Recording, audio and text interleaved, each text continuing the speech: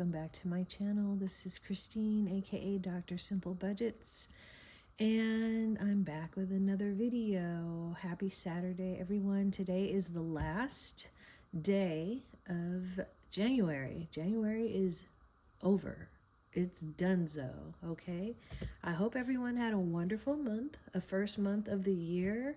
I hope that, you've made your goals, you've set your goals, everyone knows what they're doing this year, and I am wishing you all a wonderful 2026.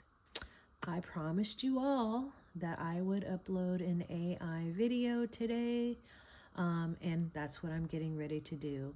If you're new here and you don't know who I am a zero-based cash stuffing budgeter from Southern California. I get paid one time a month, and from time to time I love to upload videos on the psychology of savings. Right now I'm going to be doing a series called AI for Budgeting. This is something that I'm going to be doing throughout the month of February and probably even into March. So why am I doing that? Why am I adding that and not just doing cash stuffing and Tiny Tuesdays? Well, mostly because I had a little problem with my budget for the month of February.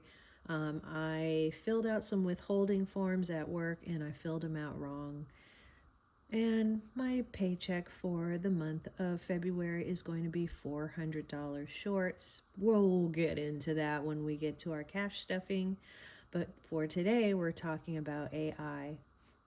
What I want to do is I want to jump into some housekeeping. Basically, like I want to give you the real warnings about using AI for budgeting before I show you how I use AI for budgeting and how you might potentially use AI to help you come up with a budget strategy. So number one, AI is only as good as the information that you put into it. So it's information in, information out, and I will demonstrate for that today. But also, when it comes to budgeting, like you might want to make a special kind of a budget for one of your envelopes, right? And I will show you today how I make a special kind of budgeting for my car payment.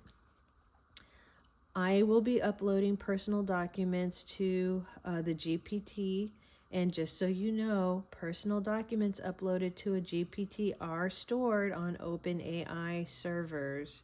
So that's where they are used to process your requests and potentially to train the models, and I'll tell you how that works as well in this video.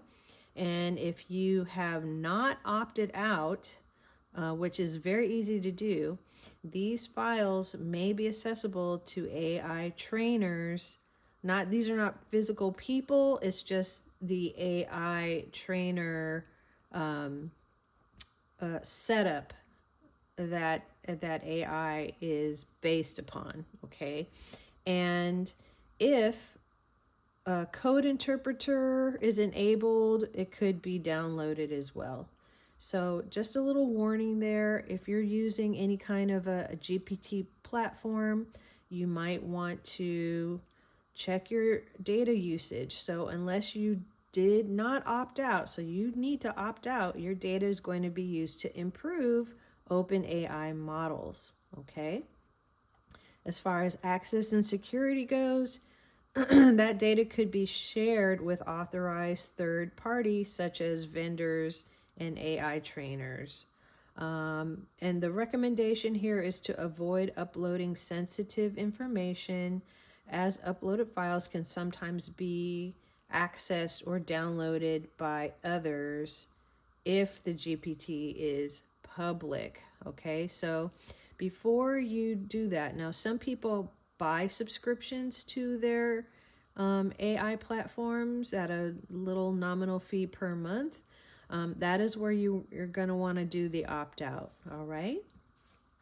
And as far as really protecting your data, just make sure you opt out. So disable using conversation data in your GPT, and then You can also just delete whole conversations as well. If you decide that the conversations in the GPT that you're using, that interface needs to be removed, you can remove it from the data history. I am going to be using Copilot today. So if you decide to use Copilot like I did, this is what you must do. You must open Copilot. You go to the left-hand side sidebar where you see any past conversations appear. You hover over the conversation that you want to remove. You select trash or delete icon and you confirm that deletion and it's gone. All right. So it's very easy to delete your conversations. And if you want to just delete them all, you just delete the whole history and they're gone. So before I jump into showing you how I use AI to help me with my budgeting, I wanted to give you that disclaimer, and I hope that is helpful to you. Don't be scared. It's not that simple and it's not that complicated all at the same time. So what's not simple about it is, going through the prompts that help you, and I'm going to show you how to do that today. And what's not hard is just deleting your history. That is very easy to do. So without any further ado, let's go to my actual computer in the other room, and I will show you exactly how I used AI to help me come up with a budget plan to pay off my Jeep. Here we go. Welcome back to my channel, and I'm wearing my robe. So that lets you know it's in the morning and I am thinking about my car payment. Now, by this time you know that I am making a big change on my channel for the month of March due to my budget changing, but I don't want to let go of my goals at all. I want to keep my goals. My goal was always to pay off my Jeep early. Some of you that have been watching me on my channel know that a little bit later in the year last year, I did refinance my Jeep to get a lower car payment. That means that you start all over again, and yeah, my rate was pretty much the same, slightly higher. So what I want to do is I want to get out of this debt. I don't want to pay on my Jeep for 5 years. I want to get it paid off in about 3 years, which is where I would have ended up had I not refinanced. But I had to refinance because I had student loans that I had to start paying again. I had to find the money somewhere, yada, yada, yada. So now there are 3 different language AI platforms that are the most popular right now. They are all GPT platforms, even though only one of them uses GPT in their name. GPT literally stands for generative pre-training. So whenever you hear GPT, think generative pre-training. What are they being pre-trained on? Language. So these are language, basically AI systems. One that everyone knows, GPT, is ChatGPT. But there are 2 others that are very popular that are also generative pre-training. One is Copilot and the other one is Google Gemini. If you have a Gmail account, you have Google Gemini. Trust me. Google Gemini, I think, is great for all kinds of things. And we'll talk more about Google Gemini later. For language, for something just quick, super quick stuff like, oh, write me this email, I would say ChatGPT is good for those kind of low-level things. But then you have Copilot, and Copilot generates language, formatting it in a completely different way. Now, ChatGPT can do some sophisticated things, but I find that Copilot does better at this. And so what I want to do today is I want to go and I want to use Copilot because I'm going to be uploading documents. I already started this conversation with Copilot and I thought, oh my God, why am I not filming this? So let me take you to my conversation with Copilot. So what I did was I wrote this prompt. I have a current balance of $13,259.95 on my vehicle. Monthly payment comparison. Current monthly payment is $364.15. That is a typo on my part. Just excuse the two. I don't know why I wrote it there, but Copilot didn't even care. New target payment, 36 months. I do want to do 36 months at $516.15, which would be an extra monthly principal payment of $150 a month. And I want Copilot, so this is the prompt, build a fully monthly amortization schedule for me. In order for Copilot to do this accurately, you will have to upload documents. You don't need to worry about the safety of the documents. So it just basically scans what you put in and then it will make an analysis, and that's what I wanted it to do. So what I did was I gave it my statement of account, which is what you get in the mail every month. If you get it in the mail or you get it emailed to you, you get your monthly statement of account. So I started there. All right, so feel comfortable. You know, you're gonna get way better responses when you're dealing with real numbers in real time.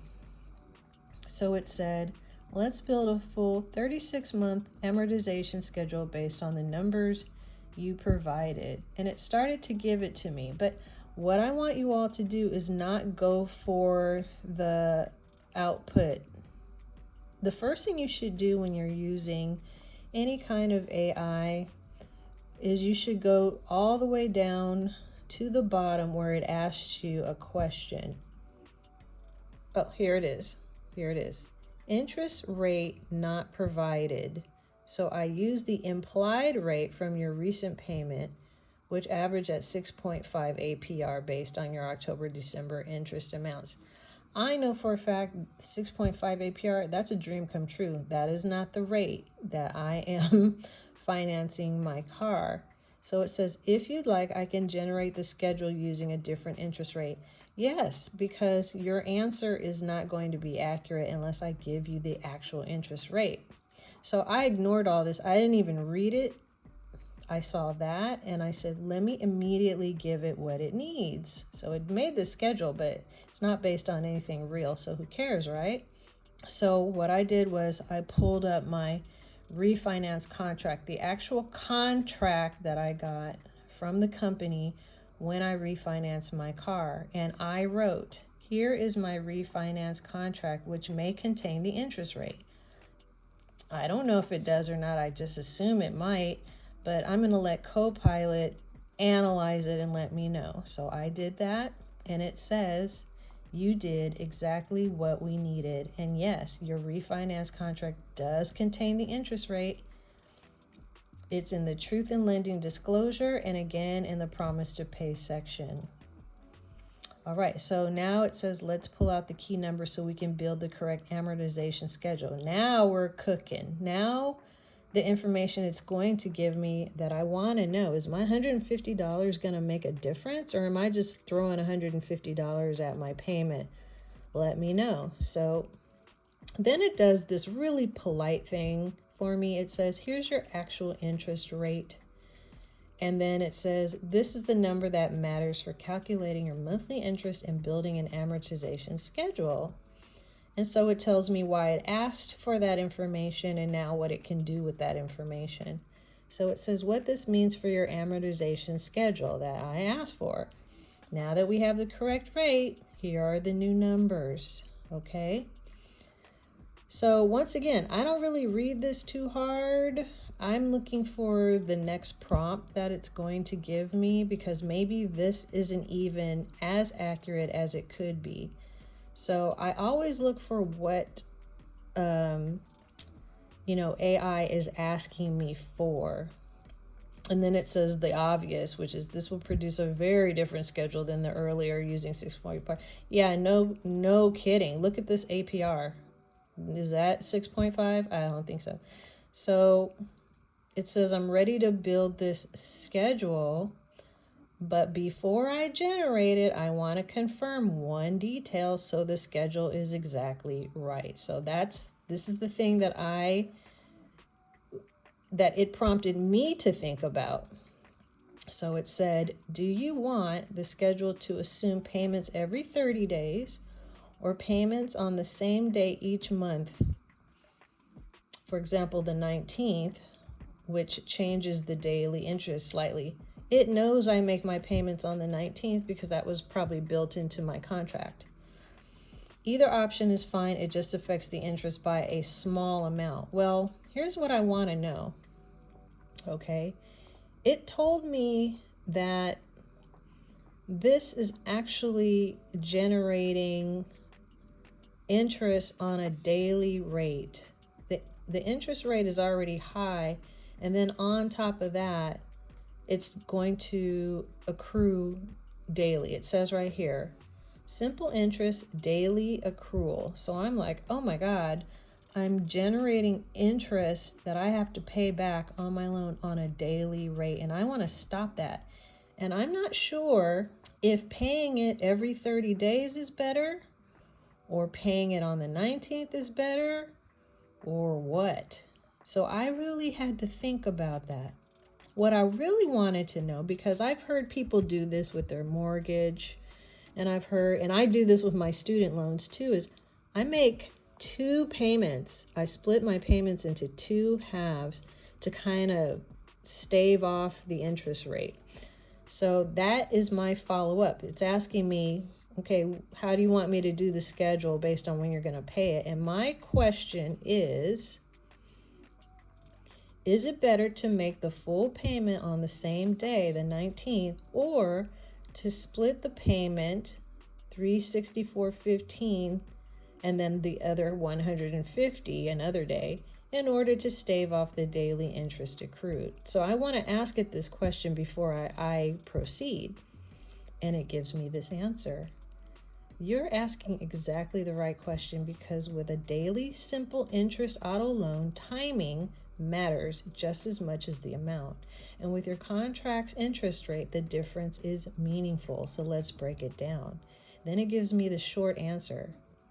It's always better to pay earlier in the month, even if that means splitting the payment, because daily interest stops accruing the moment the money hits the principal. So the best choice for minimizing interest is pay the $150 extra as early in the month as possible, then pay the $364.15 on the due date. So my answer, I'm just gonna copy this because I'm going to show you what I'm going to do with that information, because that's the best case scenario, right? And then it tells me why splitting the payment saves more interest. It gives me the mathematical breakdown. Okay. Isn't that fantastic? It just completely tells me each scenario and which one it's going to be. My recommendation, given that you have all of these things, I'm paying about $937 a day with this plan to pay $150. Pay the extra $150 on the 1st through the 5th of each month. Okay, and then pay the rest on the 19th. All right, so I'm going to say build an amortization schedule based on, and then I'm going to paste this here, paying, I'm going to make this grammatically correct, paying the $150 extra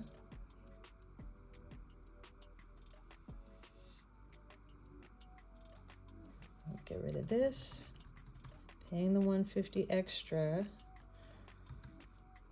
on the, let's say the 2nd of the month. Whoa. 2nd. And then pay the $150 on the due date. All right, so now I know. So I'm going to go ahead and shoot that prompt, and let's see what it comes out with.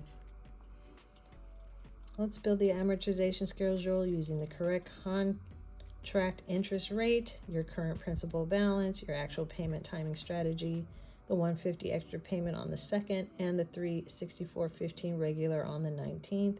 With that daily simple interest. To keep this clean and accurate, I will walk you through month 1 in detail and then provide the full amortization schedule using the same logic in all months. And so it gives me a nice rate breakdown and how that kind of a payment is going to be applied to the following: starting principal, interest rate, daily rate, what that cost is per day, and then the 2 payments on those 2 dates. It tells me how the math works each month. Okay. And then apply the $150 on the 2nd. A little bit more actually goes to interest. Let's see how this is going to work out for me. Let's see. That doesn't make me very encouraged, but I appreciate the math. So the starting balance is here. The interest has accrued. Then we have this much of the principal from the $150 applied. Then it brings that balance down. And then interest accrues, and then we have the principal applied of $204.88, and now my ending balance. Let's see the full schedule.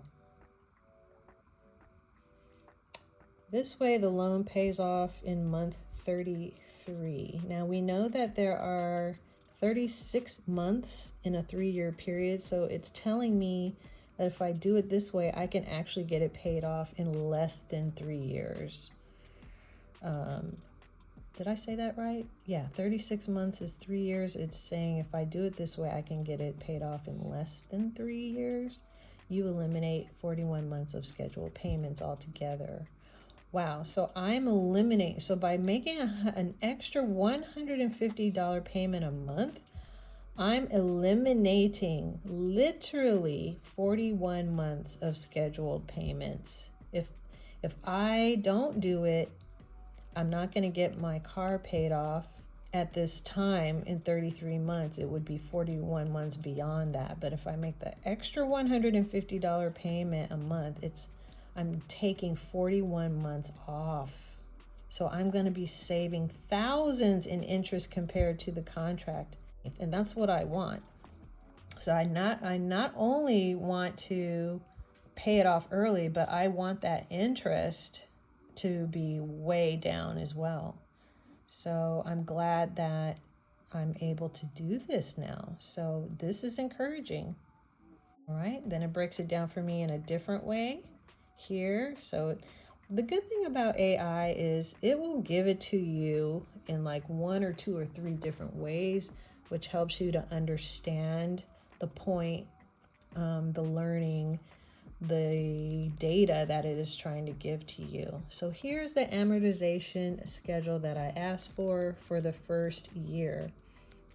I will continue months 13 through 33 after you confirm the format is what you want. How polite of you. Do I like this format? Let me see. So we have starting balance. Well, this is the interest. It looks like it says initial, INTL.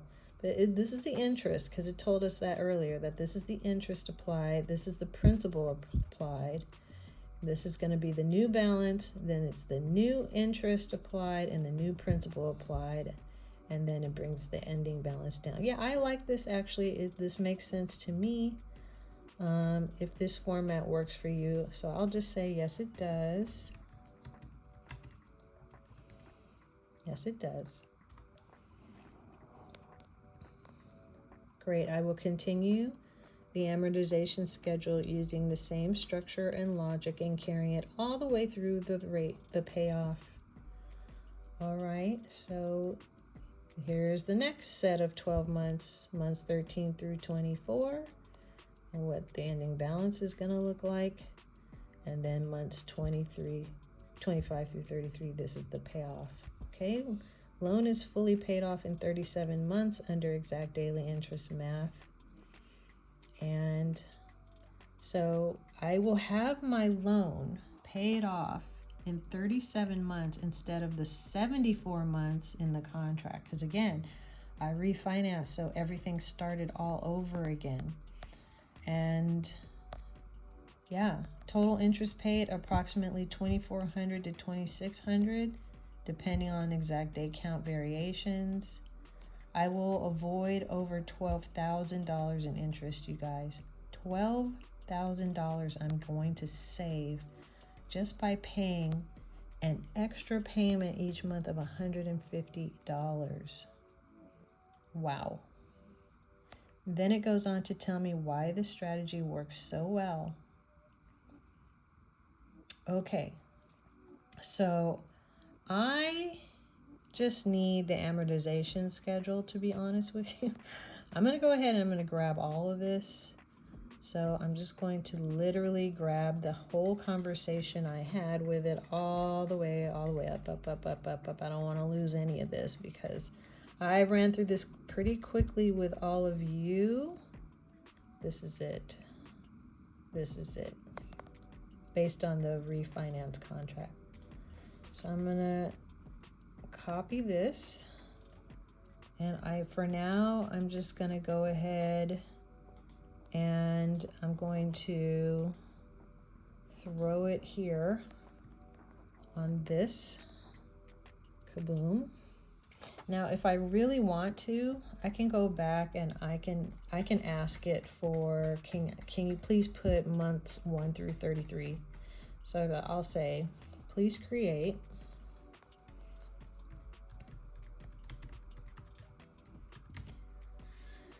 the amortization schedule. Sorry, I'm typing with one hand. Months 1 through 33 on an Excel spreadsheet. Most likely what it will do is give me a spreadsheet to download. Let's see what it does.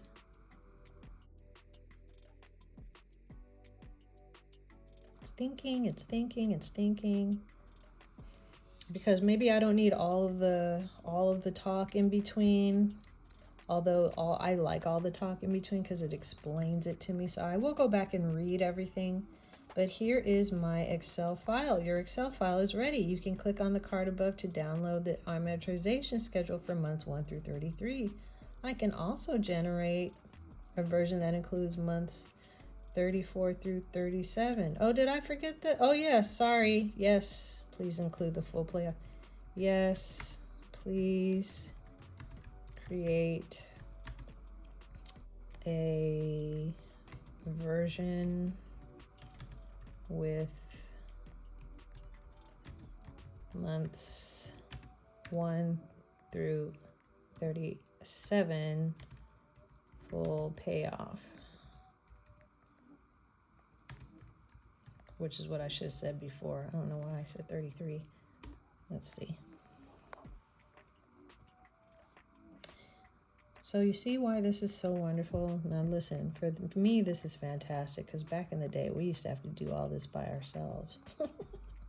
But now we have good old generative pre-training, GPTs, to do the work for us. So your full 37-month amortization schedule is ready. You can click the Excel file card above to download it, months 1 through 37. And then it just kind of goes over what it's going to be. Okay, I don't need any of this. I just need this. I'm going to download it. Let's see what it looks like.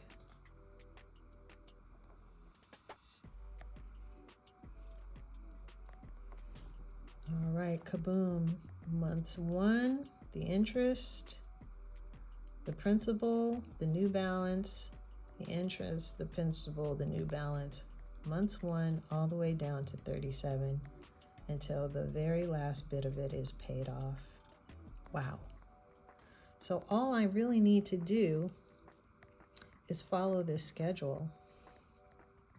Isn't that great? file, and I'm going to save it.